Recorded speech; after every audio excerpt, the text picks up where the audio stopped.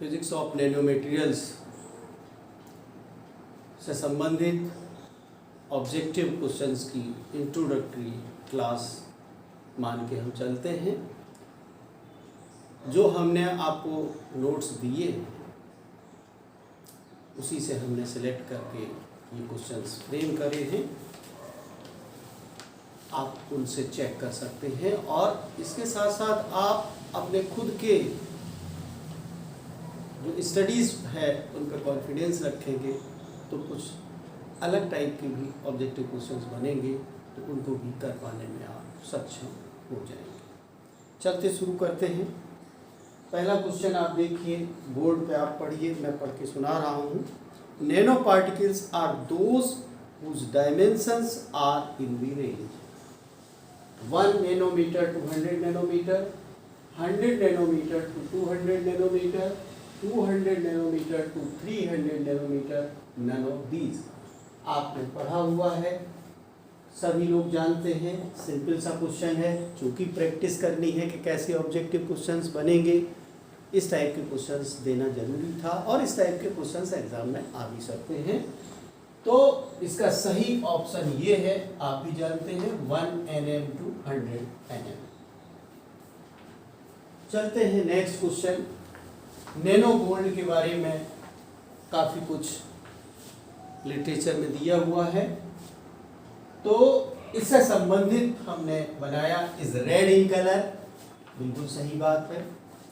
दूसरी बात, serves as an excellent low temperature catalyst, ये भी सही बात है। सी ऑप्शन में लिखा हो both A and B are correct, D option में neither A nor B is correct, ये तो बिल्कुल फालतू का है। इसका आंसर है C, both A and B are correct, that is nano gold is red in colour, nano gold serves as an excellent low temperature catalyst. बहुत simple सी बात है। एक क्वेश्चन ये भी बनता था, मैंने आपके सामने रखा, the concept of nano technology has been given by, scientist का नाम पता होना चाहिए। वैसे हमने जो सही वाले हैं रिचर्ड फेमेन हैं, इन्हीं ने नैनो टेक्नोलॉजी का कॉन्सेप्ट सबके सामने सबसे पहले रखा था। हालांकि जो दूसरे हैं, हमने ए में के एफ डेक्सलर या रॉबर्ट कोच या हैरी कोटो रिचर्ड एंड स्माली, ये भी नैनो टेक्नोलॉजी में काम करने वाले साइंटिस्ट हैं, जिनको आप आगे देख सकते हो। फिलहाल इस क्वेश्चन का सही ऑप्शन है the concept of nano technology was given by Richard Feynman. आगे बढ़ते हैं, ये 3 क्वेश्चन को पहले मिटा देते हैं और उसके बाद क्वेश्चन नंबर 4 से आगे बढ़ते हैं। 4 से शुरू करते हैं। 4 है starting with atoms and joining them to form nano materials. आपने 2 टाइप की सिंथेसिस का कैटेगराइजेशन पढ़ा है। एक है बॉटम अप और एक है बॉटम डाउन। तो बॉटम अप का मतलब है कि छोटे छोटे एटम्स मिला के बनाना, तो इसको हमने ऑब्जेक्टिव के रूप में कैसे सामने रखा है, वही लैंग्वेज ली है मैंने जो आपके नोट्स में है। Starting with atoms and joining them to form nano material is bottom up technology. Number 1, for it Which one of the following example is correct? इसमें कौन सा सही है? Inert gas condensation, chemical vapor decomposition, chemical solution method, और D और आपने पढ़ा है, आप जानते हैं कि बॉटम अप जो टेक्नोलॉजी है वो 3 तरीके से इस्तेमाल होती है। एक तो इनर्ट गैस का कंडेंसेशन कराया जाता है, कंडेंसेशन का मतलब है उनके वाटर वेपर्स को उस पर कंडेंस करा दिया कहीं भी जहाँ रिक्वायर्ड होगा। दूसरा केमिकल वेपर डिपोजिशन, केमिकल्स हैं उनकी वेपर बनाई उसके बाद कंडेंस करा दिया। तो इसमें भी जो वेपर पार्टिकल्स हैं छोटे छोटे हैं उनको कंडेंस कराना या डिपॉजिट कराना। तीसरे में केमिकल सॉल्यूशन मेथड भी है जो कि बॉटम अप टेक्नोलॉजी से संबंधित है, तो इसका सही ऑप्शन है ऑल। तीन ही आपने पढ़े हैं उसमें, इनर्ट गैस कंडेंसेशन ये भी बॉटम अप है, केमिकल वेपर डिपोजिशन है, केमिकल सॉल्यूशन मेथड। अब आगे चलते हैं हम लोग। अब मैं दूसरी वाली जो है बॉटम डाउन वाली उससे संबंधित क्वेश्चन मैंने आपके सामने प्रस्तुत किया है, फ्रेम किया है। आप समझते जाइए, आपके अंदर कॉन्फिडेंस आएगा इस पेपर में। और ख़ास बात ये है कि ये पूरा स्पेशल पेपर है, इसमें 50 क्वेश्चंस आपको नैनो टेक्नोलॉजी से ही करने पड़ेंगे, जबकि फर्स्ट पेपर में 50 या 40 मार्क्स का है, सॉरी ये 80 मार्क्स का है, जिसमें एटॉमिक मॉलिक्यूलर स्पेक्ट्रा और न्यूक्लियर पार्टिकल फिजिक्स है। तो उसमें 25 to 30 क्वेश्चन ही आप कर पाएंगे,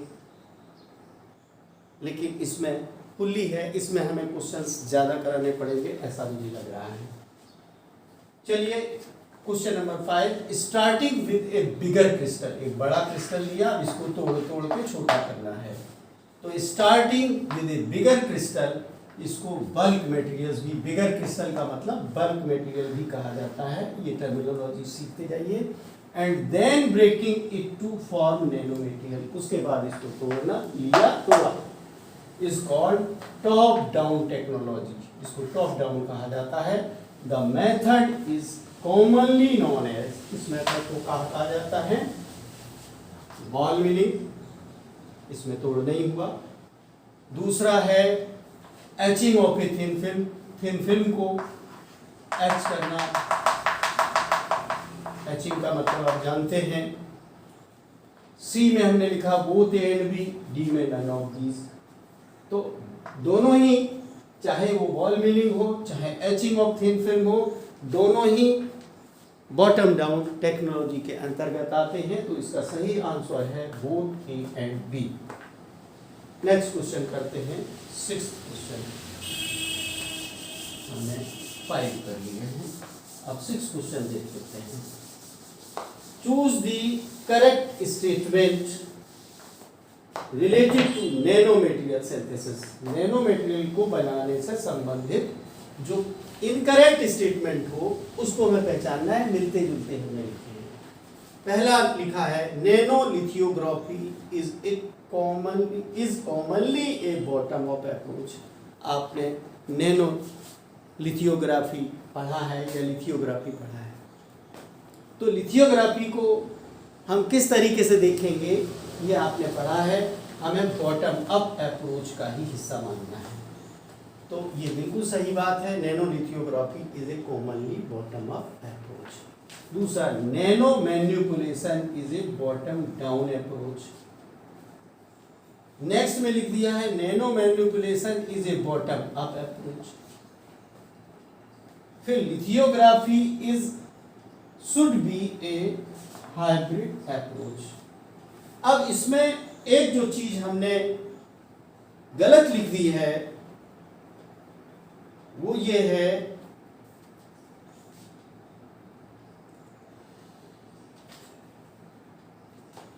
इसमें हमने ए और बी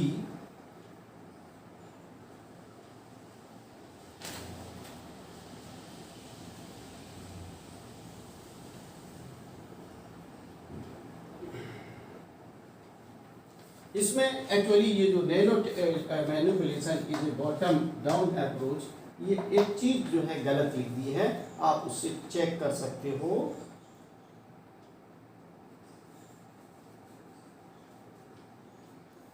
है ना, nano manipulation is a bottom down approach, ये चीज गलत लिखी हुई है। बॉटम डाउन अप्रोच ना होके ये बॉटम अप अप्रोच है, इसलिए इसका बी आंसर आपको इसका बी ऑप्शन आपको टिक करना पड़ेगा इनकरेक्ट वाले इस हिसाब से। अब हम लोग लेते हैं question number 7, carbon nano tube से संबंधित है। कार्बन नैनो ट्यूब को हम CNT भी कहते हैं, are of type. Number 1 multiple world यानी नैनो ट्यूब यानी MWN2, single world nano tube यानी SWNT, दूसरा बोथ A एंड B, चौथे में बी डी ऑप्शन में है नाइदर A नॉर B। आपको पता ही है कि जो कार्बन नैनो ट्यूब बनाई जाती हैं होती हैं वो दो टाइप की होती हैं, MWNT भी होती है और SWNT भी होती है। इसका सही ऑप्शन है both A and B, that is MWNT and SWNT। इस तरीके से हमने अपने 7 ऑब्जेक्टिव क्वेश्चंस को किया। अब बारी बारी से एक एक क्वेश्चन और लेते हैं। मैं एक क्वेश्चन सामने रख रहा हूं, सिमिलर हम 3 क्वेश्चंस करेंगे।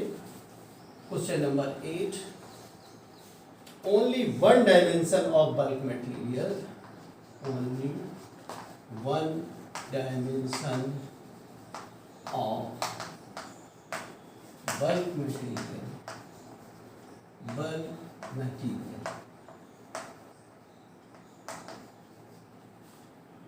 is reduced to nano range, is reduced to nano range,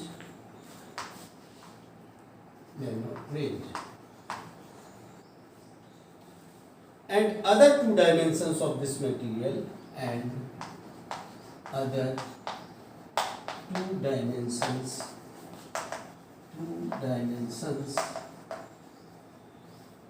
of the material, of this material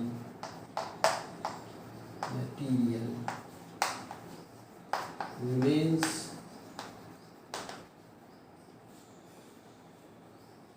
in the previous state, जो पहले थी, previous state।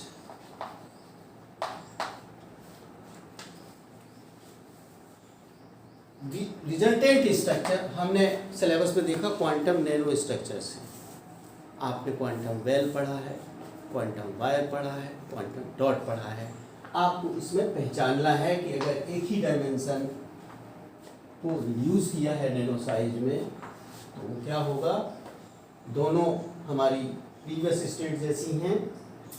Of such a material the resultant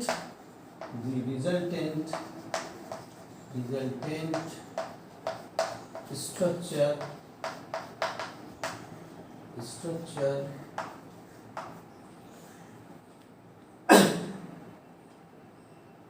of such a material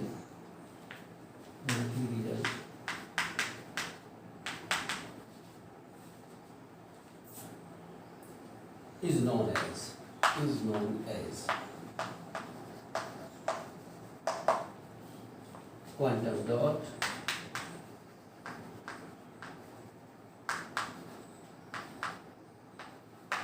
quantum well,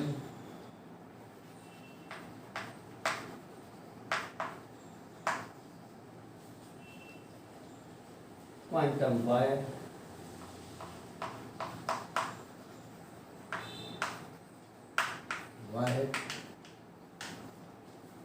और none of these।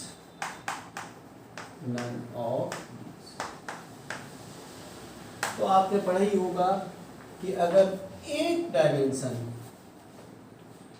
Nano हो और जो other dimension है दो, suppose करते एक्स डायमेंशन नैनो है, वाई और जेड नॉर्मल है, तो इसको क्वांटम वेल कहा जाता है। इसका सही आंसर है। अब इसी में पहले क्वेश्चन अच्छे समझ लीजिए। Only one dimension of bulk material is reduced to nano range and the two dimensions of this material remains thus in previous state. The resultant structure of such a material is known as quantum well। अब हम दूसरा question 9th हम इसी में आगे discuss करते हैं। बेटा जुड़ा के लिखने में टाइम वेस्ट होता है। Question number 9। अब इसमें हम बदल देते हैं, यहाँ पे when 2 dimensions of bulk material, और यहाँ पे रिमेनिंग कहाँ पे लिखा है, remaining 2 dimensions and other 1 dimension, 2 तो हो गई वो, other 1 dimension of this material remains in previous state. The resultant structure of such a material is known as, इसमें आप इसको क्वांटम, अब पहले पॉइंट एक अगर वो है, क्या कहते हैं, डायमेंशन नैनो रेंज में, नैनो रेंज का मतलब 1 to 100 नैनोमीटर, बाद वाली बड़ी डायमेंशन है, तो ये क्वांटम वायर कहलाता है अगर 2 डायमेंशन उसकी नैनो साइज में है। इसी तरीके से when all the 3 dimensions, फिर इस सेंटेंस का कोई मतलब नहीं रह जाता है। Question number 10, the resultant structure of such a material is known as, तब ऐसी स्थिति में जो आंसर होगा वो क्वांटम डॉट होगा। इस तरीके से भी एक क्वेश्चन बन सकता है, इसलिए आपके सामने हमने रखा। मैं समझता हूँ समझ गए होंगे, बहुत बड़ा ना हो वीडियो लेक्चर, आप इशारे में समझते चलें, यही काफी आपके लिए बेनिफिशियल यही है कि आप थोड़े से में समझते चलें। अब हम लोग एक क्वेश्चन और नेक्स्ट लेते हैं।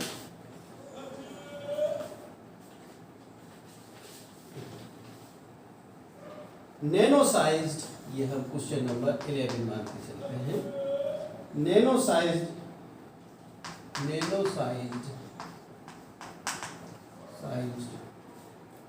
Dimensions of a material, material की प्रॉपर्टीज संबंधित ये क्वेश्चन हमने फ्रेम किया है। मटेरियल कैन कॉज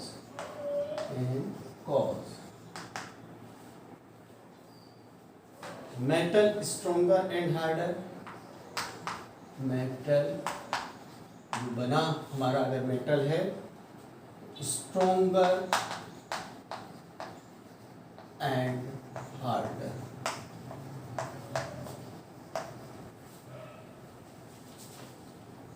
साथ साथ में सेरेमिक्स का क्या होता है, and ceramics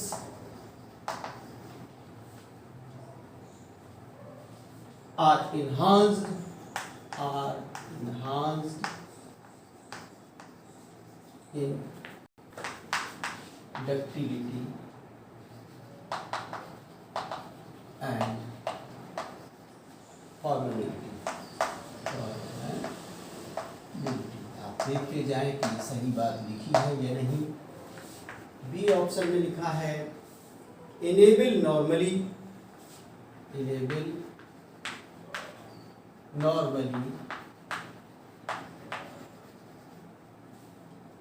insulating materials, insulating जो मटेरियल्स है उनका क्या हॉल होता है नैनो का बन जाने पे, इंसुलेटिंग मटेरियल्स टू कंडक्ट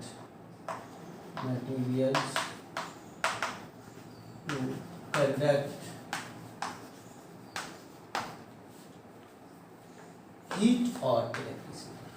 आप जानते हैं कि जो हमारे नॉर्मल इंसुलेटिंग मटेरियल्स होते हैं उनसे ना तो हीट अच्छे से कंडक्ट होती, ना ही इलेक्ट्रिसिटी कंडक्ट होती है, लेकिन यहाँ पे हम चेंज के रूप में सामने रख रहे हैं कि हीट और इलेक्ट्रिसिटी की क्या स्थिति बनती है जब नॉर्मल जो इंसुलेटिंग मटेरियल नैनो साइज का के रूप में ट्रांसफॉर्म हो जाता है तो क्या होता है, आपको वह समझ में आता है तो समझते चलेंगे। C make magnetic material with electrical heat property हो गई, और डक्टिलिटी और परमेबिलिटी हो गई, मैकेनिकल प्रॉपर्टी हो गई। मेक मैग्नेटिक मटेरियल विद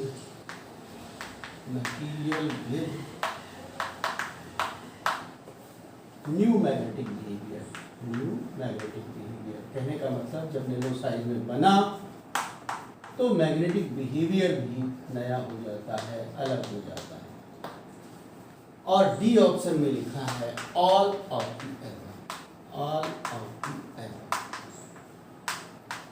तो जैसा स्टडीज कहती हैं ये तीनों ही बातें नैनो पार्टिकल्स के साथ होती हैं। कहने का मतलब है जो डक्टिलिटी है और परमेबिलिटी है वो बढ़ जाती है, एनहांस हो जाती है। नॉर्मल इंसुलेटिंग जो मटेरियल्स होते हैं वो हीट और इलेक्ट्रिसिटी कंडक्ट करने लगते हैं जब वो नैनो मटेरियल के रूप में आ जाते हैं। ऐसे ही मैग्नेटिक बिहेवियर भी चेंज हो जाता है। ये सारी ही बातें सही हैं नैनो मटेरियल्स के साथ। तो इस तरीके से क्वेश्चन नंबर 11 हुआ।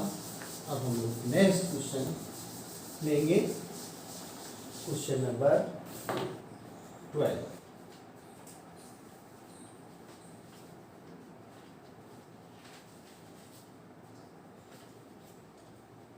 क्वेश्चन नंबर 12 में देखते हैं क्या मैंने रखा है।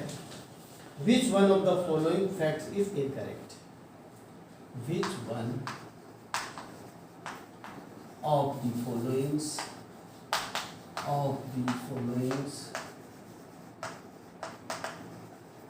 is incorrect? यानी इसमें आपको 4 में से एक गलत वाला ढूंढना है। A B C D 4 option में कौन सी बात गलत लिखी है ये जानना है। पहली बात ये है when bulk semiconductor is reduced। अब सेमीकंडक्टर की बात पहले हमने इंसुलेटर की बात करी थी क्वेश्चन नंबर 11 में, हम 12 में इंसुलेटर की बात कर रहे हैं। when bulk semiconductor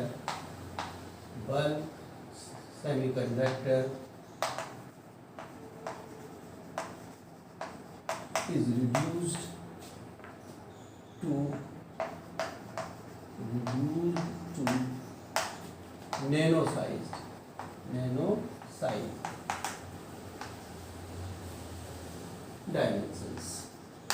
dimensions समझ लीजिए। then they transformed into insulators। they transformed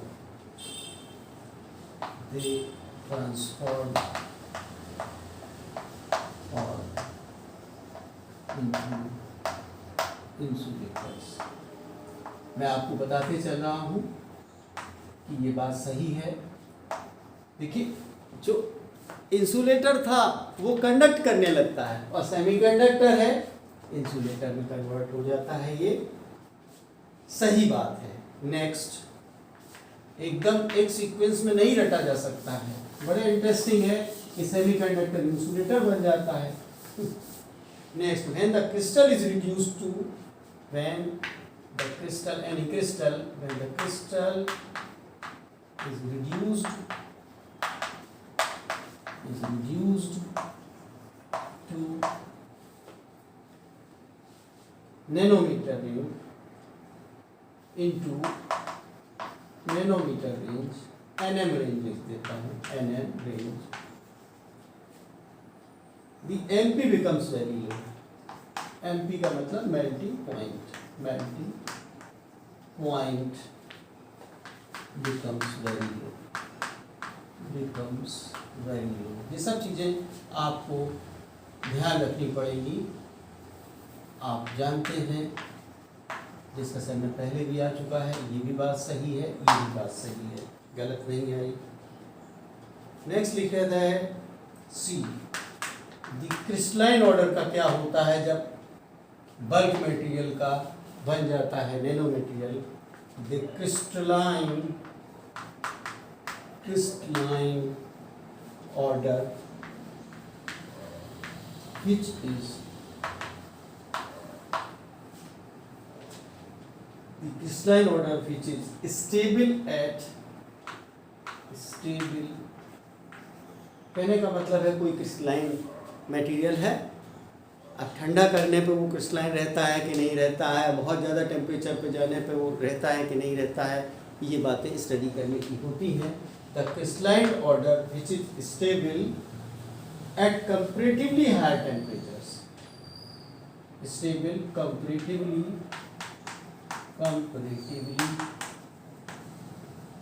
at higher temperatures,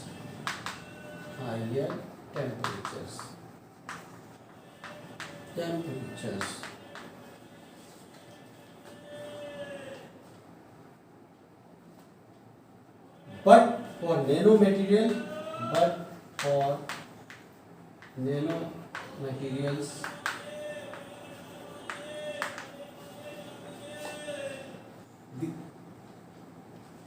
the crystalline order is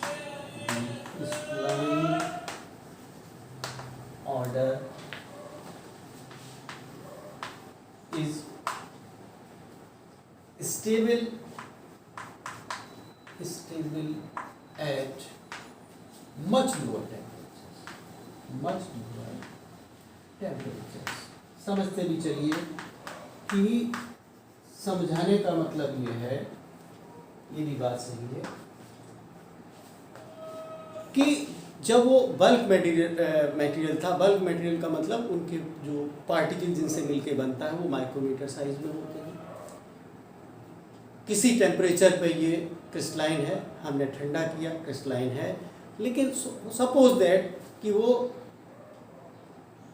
-10 degree centigrade पे उसने क्रिस्टलाइन ऑर्डर लूज कर दिया, लेकिन वही अगर वही सेम केमिकल फार्मूले वाला मटेरियल जब नैनो साइज में बनेगा तो पता चला कि -100 डिग्री सेंटीग्रेड पे भी वो क्रिस्टलाइन जो ऑर्डर है वो मेंटेन रख पा रहा है, जबकि बल्क में वो नहीं रख पा रहा था। अब जो लास्ट बात लिखी है, it is possible that in nano size by it is possible that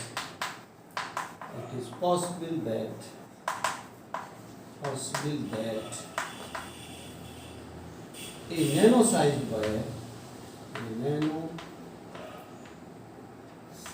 by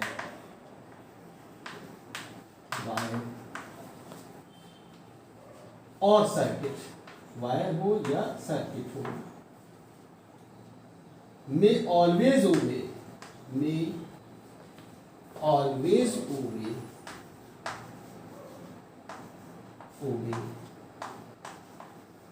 Ohm's law।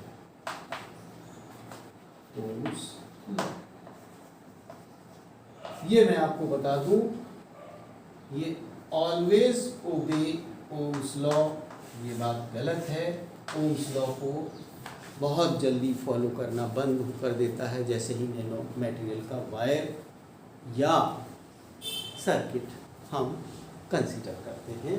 तो ये जो लास्ट बात है वो इनकरेक्ट है, फॉलोइंग इज इनकरेक्ट में ये बात सामने आई। एक क्वेश्चन हम और लेते हैं 13 के रूप में।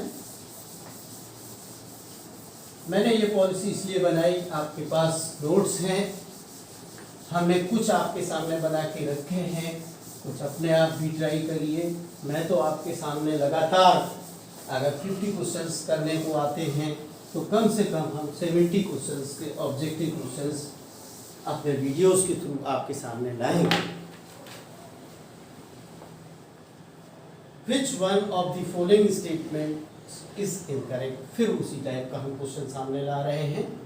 ये 12th क्वेश्चन है शायद या 13th है, 13th है। Which one of the following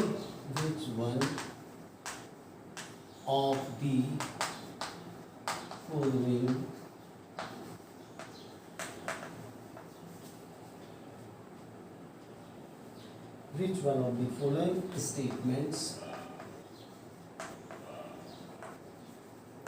is incorrect?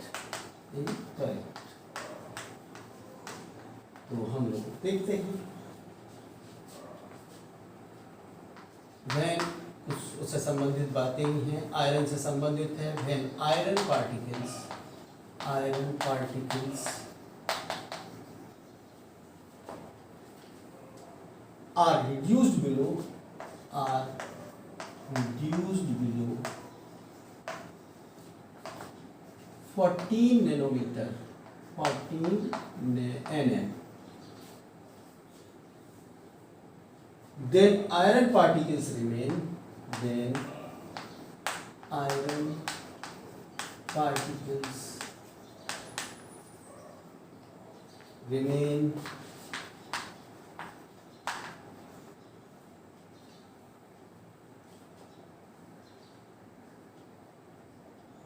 in single domain, in single domain.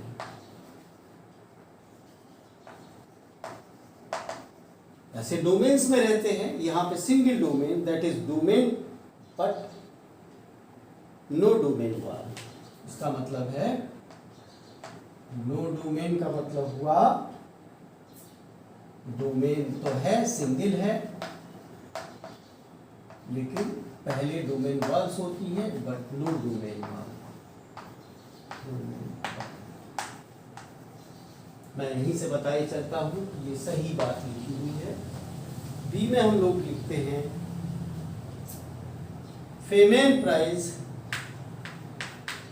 फेमेन price, अलग अलग बातों को मैंने जोड़ा है इस क्वेश्चन में। For the achievements of nano scientists, for the achievements of nano scientist, काम बहुत लोग करते हैं, जो बहुत अच्छा काम करते हैं उनको अचीवर्स कहा जाता है। Achievement of scientist, nano scientist, nano scientist has been started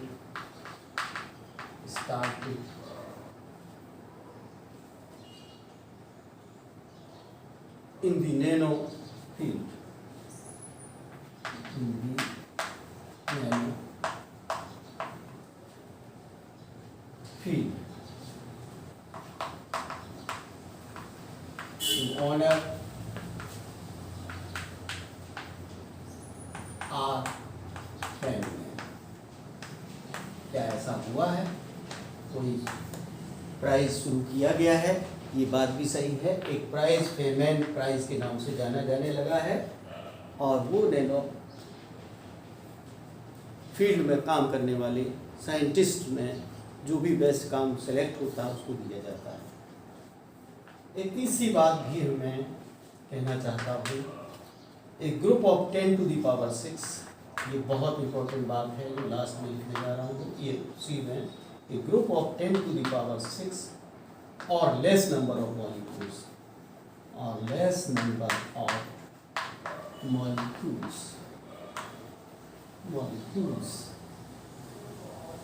bunched together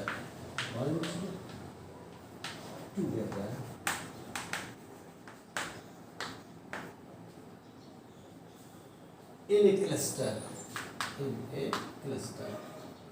एक क्लस्टर में इतने मॉलिक्यूल्स या उससे भी कम मॉलिक्यूल्स को, मिनिमम तो मैक्सिमम जो है 10 to the power 6, इससे ज़्यादा हो जाएंगे तो ठीक नहीं है, और less, group of 10 to the power 6 और less number of molecules bunched together in a cluster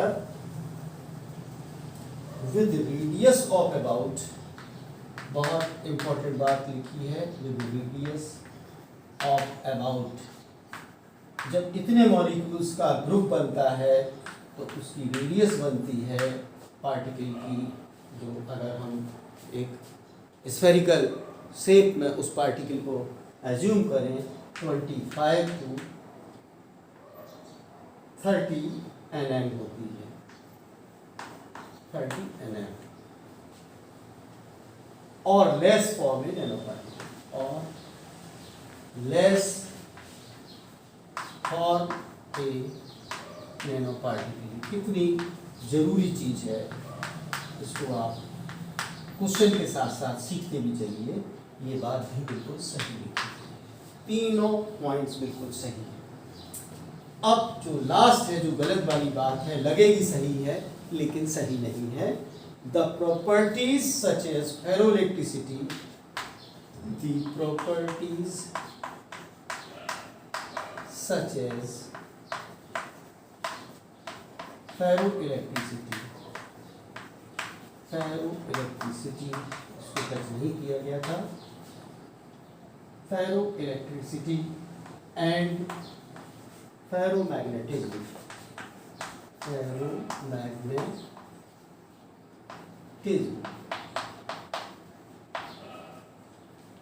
are enhanced यानी ज़्यादा, जैसे फेरोइलेक्ट्रिक है तो ज़्यादा फेरोइलेक्ट्रिक हो गया, फेरोमैग्नेटिक है तो ज़्यादा हो गया ferromagnetic. when bulk material is changed into nanomaterial, ऐसा इस फेरोइलेक्ट्रिसिटी और फेरोमैग्नेटिज्म के साथ नहीं होता है। ये बात आप सीखिए, ये फैक्ट बहुत तगड़ा है इमेजिनेशन पॉइंट ऑफ व्यू से कि 10⁶ या उससे कम मॉलिक्यूल्स, अगर 10⁶ मॉलिक्यूल्स हैं जो भी एक नॉर्मल एटॉमिक साइज है तो 25 से लेके 30 nm डायमीटर का पार्टिकल बनता है। अगर और कम मॉलिक्यूल्स का है तो उससे भी कम डायमेंशन का नैनो पार्टिकल बनता है। ये बात बिल्कुल सही लिखी हुई है। प्राइज भी शुरू किया गया है जो कि इस फील्ड में लगातार हर साल दिया जाता है, और आयरन पार्टिकल्स के साथ भी है कि 14 नैनोमीटर से कम होता है तो वो सिंगल डोमेन वाल में चला जाता है, यानी कि डोमेन तो है लेकिन उसमें डोमेन वाल नहीं है। लेकिन ये सारी बातें, ये आपको थोड़ा सा नॉलेज होगी तभी भी करेक्ट और इनकरेक्ट पहचान पाएंगे। इसमें हमने इन तीन सही चीज़ों में एक गलत चीज़ लिख दी है कि फेरोइलेक्ट्रिसिटी और फेरोमैग्नेटिज्म भी इनहांस होती है, उसको भी आप सही मान रहे हैं तो तय करना मुश्किल है। जानकारी होगी तभी ऑब्जेक्टिव में सही और गलत की पहचान आप कर पाएंगे। अब मैं बिल्कुल एक लास्ट क्वेश्चन और रखने जा रहा हूँ, उसके बाद नेक्स्ट वीडियो में और क्वेश्चन सामने लाएंगे। तो हम क्वेश्चन नंबर 14 को करते हैं, क्योंकि कम से कम हमें 70 क्वेश्चन आपके सामने लाने पड़ेंगे, तो इसलिए हम बहुत छोटा वीडियो भी नहीं कर सकते हैं।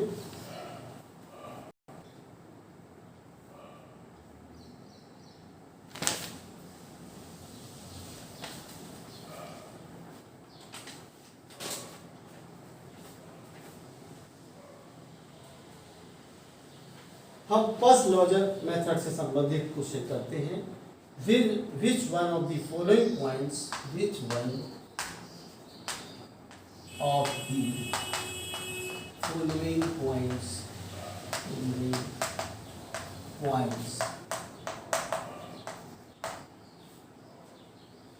about आपने मेथड नैनोमीटर को सिंथेसाइज करने के लिए फर्स्ट लेजर मेथड भी पढ़ा है, about pulsed laser method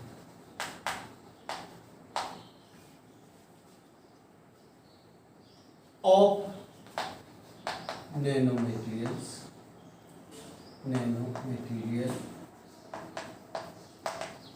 synthesis.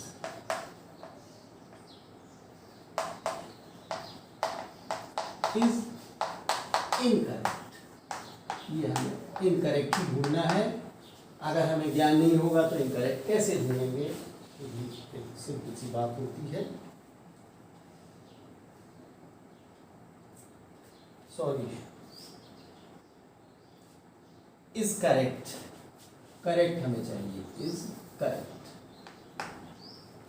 Number 1, इस बहाने से आप फर्स्ट लेजर मेथड को सीख लेंगे। ये हमने इस क्वेश्चन इस बहाने लिखा है। Number 1, the method is generally used in, the method is generally used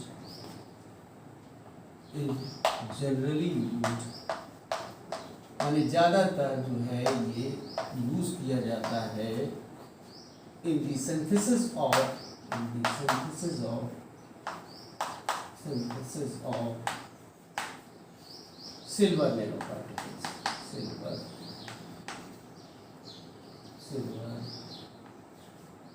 nanoparticles, आप देख लीजिएगा nano particles.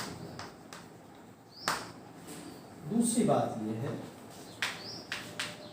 AgNO3 and reducing agent क्या करते हैं, अंदर धस की बात में सामने ला रहा हूँ जो आपने पढ़ा होगा, और इसके साथ मिलाया जाता है रिड्यूसिंग एजेंट।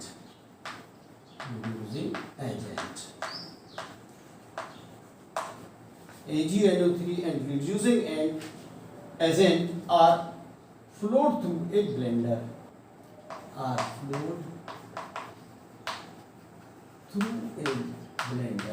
एक ब्लेंडर के थ्रू, ये दोनों मिला के थ्रू ए ब्लेंडर, ये फ्लो कराए जाते हैं, फ्लोड थ्रू ए ब्लेंडर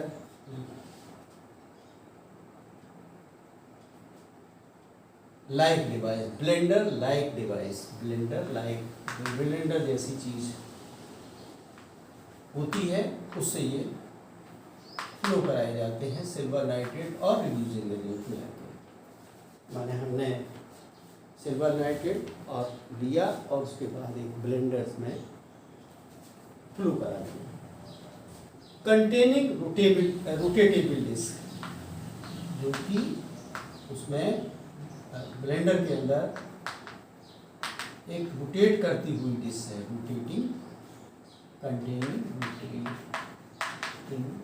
एक डिस्क या रोटेटेबल कहेंगे, हमेशा नहीं रोटेट करती, जब रोटेट कराएंगे तभी रोटेटेबल डिस्क उसके अंदर होगी।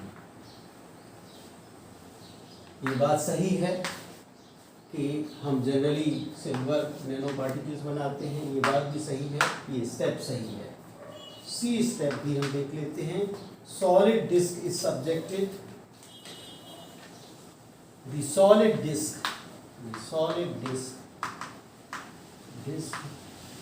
ये डिस्क रखी हुई है, सॉलिड डिस्क इज सब्जेक्टेड, आप क्या कराते हैं इससे, subjected to pulses from a laser beam, to pulses from a laser beam. कहने का मतलब है जो पल्स लेजर बीम मेथड है नैनो मटेरियल को बनाने का, उसका मैंने पूरे के पूरे स्टेप्स इस क्वेश्चन के बहाने आपके सामने रखे हैं। पहला ये जानकारी है सिल्वर नैनो पार्टिकल्स की, दूसरे में कैसे बनाते हैं, सिल्वर नाइट्रेट और रिड्यूसिंग एजेंट मिलाया, एक ब्लेंडर लाइक डिवाइस के अंदर उसमें डाल दिया, उसके अंदर एक डिस्क है जो सॉलिड डिस्क है, उस पे हम लेजर पल्स डालते हैं। लेजर पल्स डालने से क्या होता है, लेजर बीम, और ये लेजर बीम क्रिएट करती है, creating hot spots on the surface, spot बना देती है, स्पॉट्स ऑन द सरफेस, ठीक है। ये डिस्क थी, इसमें लेजर बीम डाली, हॉट स्पॉट्स बनते हैं, ठीक है। Surface resulting silver nano particles, resulting, और जहां जहां हॉट स्पॉट बना वहीं सिल्वर नैनो पार्टिकल्स बनने की प्रक्रिया सामने प्रकट होती है। नैनो पार्टिकल्स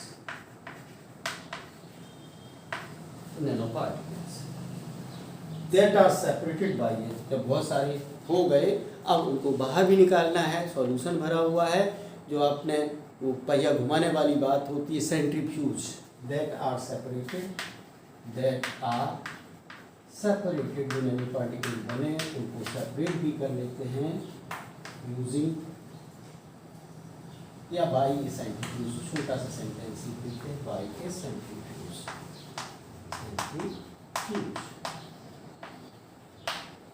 मैं आपको बताऊं कि हमने इस बहाने जो pulsed laser method nano material का है, पूरे के पूरे स्टेप्स आपको समझा दिए हैं और तीनों हमने स्टेप्स उसमें सही करेक्ट लिख दिए हैं। तो निश्चित रूप से ऑल ऑफ दी एबव इसका ऑप्शन करेक्ट होगा। आपको नॉलेज होनी चाहिए, ऑब्जेक्टिव क्वेश्चन अपने आप हो ही जाएंगे। मैं बहुत ज़्यादा वीडियो बड़ा होना ठीक भी नहीं है, 14 क्वेश्चंस हो चुके हैं। इसी तरीके से हम लगभग 4 और वीडियो डालेंगे जिसमें सारा सिलेबस हम कवर करने की कोशिश करेंगे। और मैं यहीं पे आज का वीडियो ख़त्म करता हूँ। Thank you very much.